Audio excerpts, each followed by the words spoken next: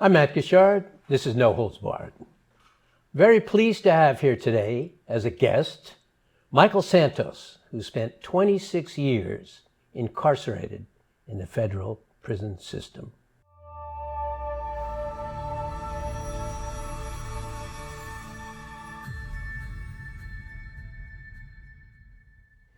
We've talked about how bad the system is, how it needs and to how be good reformed. It's changing. And how it's changing. Give us some success stories. Tell us Oh, your I've got plan. a great one. And that's what I want to hear. I've got a great one. So I love the story, and it has a California flavor to it. So this is the story of Halim Flowers. Halim Flowers grew up in the inner city. His father was a crack addict. He was high crime area. By the time he was 12, he was in gangs. By the time he was 14, he was selling drugs. By the time he was 16, he was in a group of boys. One of them killed somebody. And of course, felony murder resulted in him being charged with murder too. When he was 16, double life sentence, goes to juvenile. While he's in juvenile till he turns 18, finally gets to a high security penitentiary, the United States Penitentiary in Lewisburg. While he's in Lewisburg at 18 years old, he starts adjusting in the ways of the penitentiary. But when he gets a little bit older, 21, 22, he decides that he wants to do something better. And he starts going to classes and so on and so forth. By the time he gets to be in his 15th year, he's here in California at the United States Penitentiary in Atwater.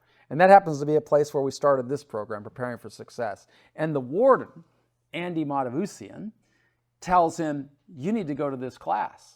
And Halim starts going to the class, and he starts writing me from prison. I'm going to do everything you did while I'm in prison the rest of the time, and someday I'm going to get out. Well, we didn't have a mechanism that he could get out at that point. But then the First Step Act passed. He gets to go before a judge, and he gets out of prison after 22 years. And he did everything that I did while I was in prison. He wrote books, he developed skills, he came out, he starts building his life, and he's out trying to make his living after 22 years. And he gets his big break when the Apple store in Union Square invites him to come over and do a book signing. And Apple's not a bookstore, but he goes to the Apple store and he's telling his story, and some guy in the audience says, I really like what you're doing, Halim. Are you doing anything else? And he says, yeah, as a matter of fact, I am. He said, what are you doing? He said, well, I learned to paint in prison. And now I'm painting these pictures that kind of show the pipeline that takes somebody from the projects to the penitentiary. And trying to get people to see if we want to change that, we've got to change some things in society. And the guy says, I kind of like that. He says, how many do you have? He says, I have 11. He says, are they for sale? Halim says, yes, they are. I'm going to sell them for $2,500. The guy says, I'm going to take them all. Halim says, that's great. He says, and the guy says, hey, you're in the Bay Area. How would you like to go to the Warriors game? Halim says, no, I don't want to go. He said, well, why not? He said, I don't like the Warriors. He says, well, who do you like? Halim says, well, I like the Lakers. He says, that's great. How about I fly you back out? Lakers are coming in about 2 weeks. You stay at my house. We can go to the Lakers game together. Halim says, yeah, I can do that. The guy says, by the way, I own the Golden State Warriors. And he takes him to the game, and he tells Halim, he says, now look it, you're on Billionaires Row here. Everybody here is at the top of their game. Those athletes, they're the best in the world at what they do. And I brought you here because I don't ever want you to be intimidated around these people. You went through a double life sentence in prison, and you've become a contributing member of society. And I want you to be proud of that. And go out there and build your life. And in his first year, this kid that went to prison at 16, that had a double life sentence, in his first year of liberty, he sold $1 million worth of paintings. The Queen of England bought one of his paintings. And now, Halim Flowers, I encourage you to look him up, is one of the most celebrated artists and advocates in society. And I'm just super proud because he will talk about how the influence of these courses helped change his life. And so when somebody sees hope and they start to believe they can become something better, regardless of what bad they have done, they can still sow seeds and find their way after 22 years to be a good citizen. That's a great story. And I've got thousands of them. Well, but we don't have enough time. Not for thousands. Talk about this. Talk about that. You're talking so about I am Atwater. really excited about this program, and I really want to thank the California Department of Corrections, Dr. Brant Choate, who's head of rehabilitation for the California Department of Corrections, and the Bureau of Prisons, including Warden Matavusian, who's now a regional director, who's really opened this opportunity for me to have an influence in changing lives, because we now reach more than 300,000 people every day through these courses, through every state prison in California, tablet providers with the Adovo tablet. And why it's so powerful is because people who are living without hope start to see a message like Halim Flowers, and they start to see, maybe I can do that. And it would be one thing for a prosecutor or a probation officer or even a dedicated prison staff member to be telling somebody you should go to class. But it's fundamentally different when they see people that have gone through multiple decades and come back to be successful, and every one of them has the same message. And that message is, it's the decisions that I make while I'm in prison that determine or assess whether I'm going to be successful in the future. And that's what's different from our course, is it's not happy talk. It's not a travel agent that's telling you, hey, you should go here. It's more of a tour guide approach, and says, I am here to obliterate this message that the best way to serve time in prison is to forget about the world outside and just focus on being a convict. No. If you want to be successful, focus on being an American and a good citizen and a good father and a good husband and a taxpayer and a businessman, and think about your highest potential. Don't put limits on yourself, and I'm going to show you 1,000 people who have done it. And now you don't have an excuse. It's up to you. So when I say that to people, it has a different level of credibility than when the staff says it. So I try to help staff with their messaging and move the needle every day. And I tell them, I will work every day to advocate for you. And I don't have to. I'm done with the prison system. And this is a nonprofit. I've got other businesses that allow me to do this.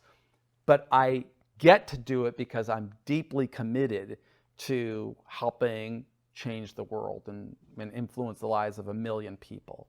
And this program is one of them. I'm grateful to have sponsorship from great California businesses like Golden State Lumber, a company that employs 700 people and was incredibly generous in sponsoring me before I got out of prison, allowing me to build these programs and send people to work at this company. I'm grateful to UC Berkeley and Stanford that has supported my work and allowed me to get this message and interact with people like the leaders of the California Department of Corrections or Washington State Department of Corrections, the Bureau of Prisons. I'm grateful to the director of the Bureau of Prisons who has the courage to say something, hey, let's change it to make good neighbors rather than good inmates. That's a fundamentally different approach, and it's why I'm so optimistic that we're going to see change. And the fact that I get to participate on no holds bars and speak with a prosecutor. This is a gift. An ex-prosecutor, I'll say. And a successful businessman and defense attorney now. This is because showing this video to 300,000 people in prison will get somebody to say, maybe I can do that. Maybe someday I can reach across the hand and shake hands and say, hey, look at this. This is a former prosecutor. I did 20. That gives hope, because all of a sudden, wait a minute, you mean I don't have to be an inmate my whole life? That's what I'm trying to do. That's wonderful. I want to talk about no holds barred in the idea that, but you've talked about 1,000 good stories, probably there are more than those. How did you actually get into each of the prisons in California or Washington? Story. I mean, so it starts here. Mm-hmm. It starts here when I am confined in Lompoc Federal Prison. And I was writing books. I knew I wanted to do this from the time somebody gave me a book of Frederick Douglass, an officer, when I'm locked in a hole before I got to prison. And I see this escaped slave, or this person born into slavery that escapes slavery is a better way of phrasing it. And instead of going on to lead his life and, as a free person, he devotes his life to learning to read, to write, to become an orator, and then to become an advocate for abolition. And he's never a politician, but he's probably more influential than anyone else in abolishing slavery. And I thought, wow, maybe I can do that. Maybe if I get an education, I can learn how to write and learn how to speak better, I can help people see a different way. And I start executing on that plan while I'm in prison. And while I'm in Lompoc Federal Prison, I write a book. And it's published in the New York Times. It's published by St. Martin's Press, and the New York Times and the LA Times review it, and the Sunday Book Review.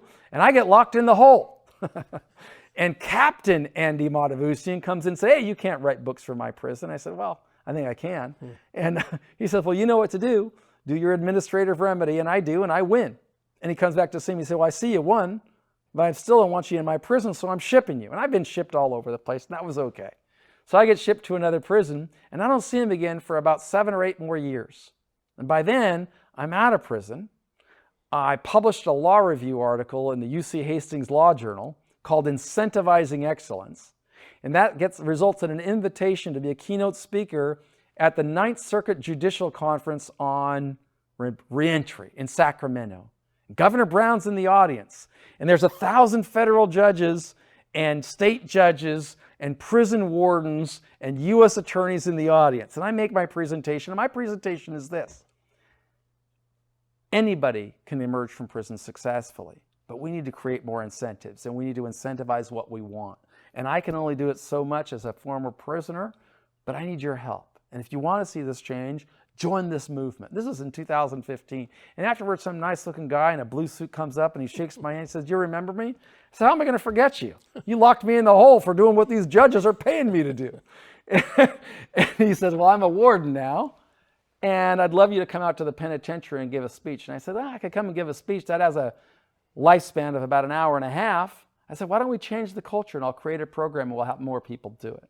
And he says, I got a problem in that pen, where we're having more cell extractions and use of force and heavy gangs. And if you could help me reduce that, that would be amazing. I said, I know I can help you reduce that. Let me design a program. And that's this program. And I go out there, and he does. We succeed. And then he gets a promotion. And he goes to be the warden of ADX in Florence, Colorado, the most secure federal prison compound in the nation. And then he brings me out there. And when I'm there, you know who we meet? Andy, what's his name? Silverstein. Tommy Silverstein, the founder of the Aryan Brotherhood here in San Quentin. Ooh. And Tommy Silverstein calls, hey, warden, you guys come here. And after I make the presentation, he says, if we'd have had this program back in San Quentin 50 years ago, I'd have made different decisions. And then he goes on, he becomes director of the Bureau, an assistant director in Washington, D.C. for the Bureau of Prisons. And he brings me there. He says, I'm going to bring you to every prison in the North Central region, and then we're going to introduce it to the director and take it national. And that's where I am in the Bureau of Prisons. And the same thing happened in California. I wrote a book in prison, got pretty popular in juvenile halls. At that time, the director of juvenile halls in the California Department prison was Dr. Brant Choate. He then became the director of education for the LA County Sheriff, and now he's director of rehabilitation for the state of California, and he brings us to California, and I'm in every state prison in California. And so this is our way of working to change the system. And then we collect data, and I recently have a professor at UCLA who's now assessing the program, and it's effective, and it's effective not because I'm a better teacher than anyone else, but I just have credibility because I did the 26 years, and I've come home and I get to shake hands with people like you, and that's what gives people hope. And it's all the decision they make in prison. Yeah. Sounds like you're a better teacher too. Teaching is an incredible thing, and to teach people. My mom was a teacher. I think it's incredible. I had a whole bunch of kids, and you're a teacher, and I like that. I like that very much. Yeah, we're all teachers, and this is just my ministry. I was inspired by Frederick Douglass and Socrates and Viktor Frankl and Nelson Mandela, and they helped me think about the world that I want to see and believe that we can do better. And when we start with that position, I think we create programs that make things better. Well, I love this story. I'm going to have you back for sure and have more discussions because I think this is just incredible. But what I want you to do right now is just tell the audience, because I think they'd be fascinated on your history in prison. You were sentenced. Where did you go? What levels? And Sure. how did it all work? Because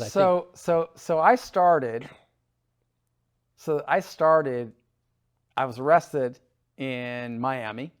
I was living in Miami. I got tried in Seattle.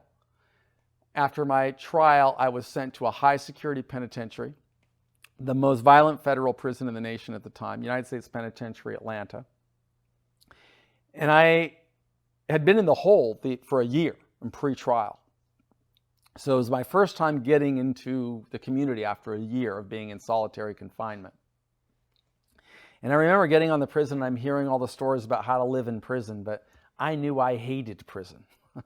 I'm not ashamed to say I hated being in prison.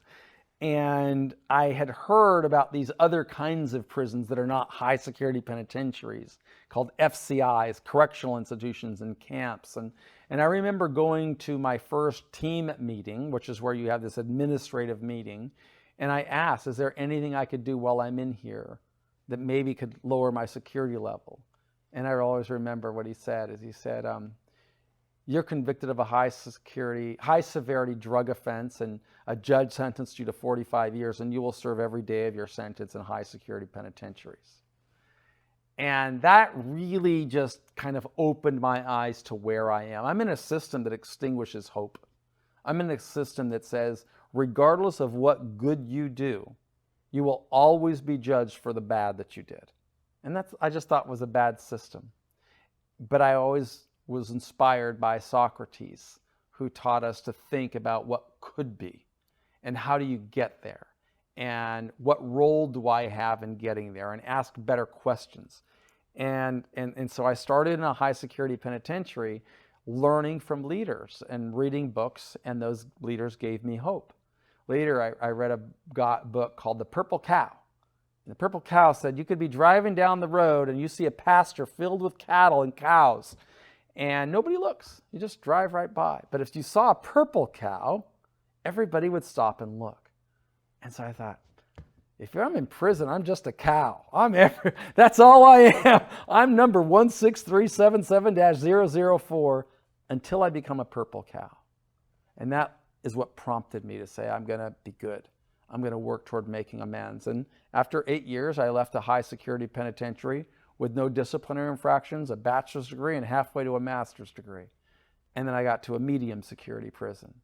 And when I got to the medium security prison, I got my master's and began authoring books and articles and connecting with leaders like you from prison.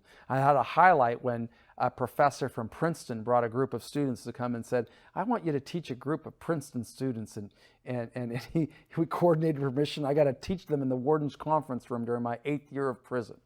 And then I went to a medium in Ferreton, New Jersey, and was there for not very long before my security level dropped. Not because of anything I did, right? Only because enough calendar pages had turned. And that's a fundamental flaw with the system, because it didn't matter that you're getting bachelor's degrees and master's degrees and becoming a published author. Just, 8 years have passed, so he's okay. And so then I go to a low security prison. And while I'm in a low security prison, continue to develop and build and build and build. And I got married inside of a low security prison during my 15th year. And I've been married for 20 years. And, most prisons, things fall apart. But for me, I'm building in prison. And I get to minimum security camps, and that's where I start building businesses and writing books for other people and becoming ghostwriters. And, I like to say I'm the only guy who got out of prison and had to take a pay cut. So I was earning a ton of money in prison writing books. And I'd always had this goal that I'm going to come out of prison, I'm going to have enough money in the bank that I don't have to work for a year and be able to buy everything I need and function. And I'm going to build a career around this journey, and that's what I've been doing. So I got out of prison in 2013, was a professor at San Francisco State for my first year, where I taught this course called The Architecture of Incarceration. And then I started building businesses, but this is my passion, is helping people in prison realize you can be better. And that's what I feel like I'm here to do. I love it. I think it's a wonderful story, and I appreciate you being here. I want to shake your hand again. Thank you. No holds like what barred. you're doing, and we want you back on No Holds Barred. All right. So thank you very much, audience, for listening to this fascinating show, and thanking Michael Santos for being here. If you like this, and I'm sure you will, hit the like button, hit the subscribe button, and absolutely please put your questions below, because we will have Michael back here, and we will look at those questions that you've asked, and I'll ask them of him, and probably plenty more questions that have come up since that time. But I'm so pleased to hear of these success stories and this plan to make us safer and make our society better. Thank you very much.